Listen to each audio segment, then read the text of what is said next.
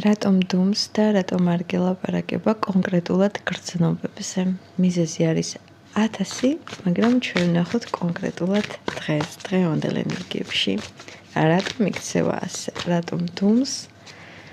რა მიზეზი აქვს?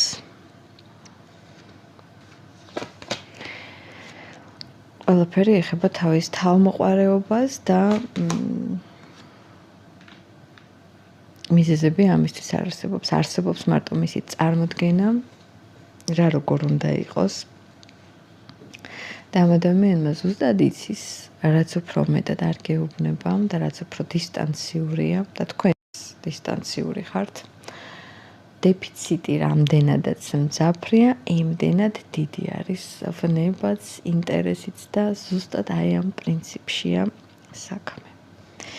ანუ ეს ძალიან ჭკვიანია დაბადებული ბუნებით, ან ნასწავლი აქვს ყველაფერი, რა როგორ უნდა გააკეთოს, იმიტომ რომ ბევრი სარგებლობს ესეთი მანერებით, მაგრამ ზოგადად ცეცხლის ნიშნებს ახასიათებს ასეთი ქმედება, რაც უფრო დეფიციტში იქნება ქალთან, უფრო ქალის გულს მოიგებს. კი, ქალის გულს კი არ იგებს, ქალის გონება არის მე როგორც საღეჭირო ზინასავით, ესე ღეჭავ ამ ფიქრებს თავში გიტრიალებს, მაგრამ მე ყველაფერს უკვე თავისი დრო აქვს და რა თქმა უნდა, ყველაფერი წდება თამაში მთავრდება, უბრალოდ ამას ვერ ხვდებიან ისინი.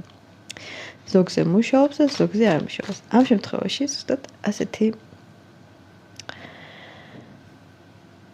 ამბები არის აქ. მაგრამ დაარღვევს მაინც დუმილს. თავარია თქვენ არ გამოხატოთ წყენა, თქვენ არაფერი არ გამოხატოთ და არანაირი კითხვა არ დასვათ. მაგრამ ერთი შემიძლია ვთქვა ამ ენერგიებიდან.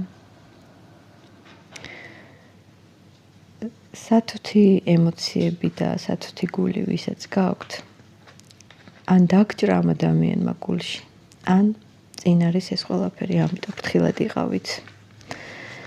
მე რა თქმა უნდა ყველას გელოდებით კომენტარებში და დროებით.